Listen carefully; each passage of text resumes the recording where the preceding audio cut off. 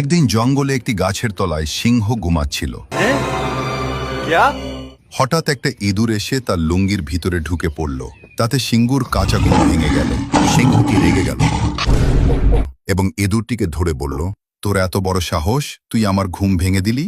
তখন ইঁদুরটা বলল, আমার ভুল হয়েছে, আমাকে ছেড়ে দাও, আমি একদিন তোমার উপকার করব। তখন সিংহ জোরে জোরে হাসতে থাকলো, বলল, তুই এত ছোট একটা ইঁদুর, তুই আমার কি উপকার করবি? যা, তোকে ছেড়ে দিলাম। ইঁদুরটি চলে গেল। অনেক দিন পর জঙ্গলে সিংহ দৌড়াচ্ছিল। পিছন থেকে এক শিকারী তার জাল দিয়ে সিংহকে ধরে ফেলল। সিংহটি বেড়ানোর জন্য অনেক চেষ্টা করল, কিন্তু পারল না। তখন ইঁদুরটা দেখতে পেল তার বন্ধু সিংহ জালে আটকা পড়ছে। ইঁদুরটি দৌড়ে গিয়ে জালটা কেটে সিংহকে বাঁচিয়ে নিল। তখন সিংহটা বলল, আসলে তুই আমার ভালো বন্ধু। নীতি শিক্ষা, ছোট বলে কাউকেই অবহেলা করবেন না।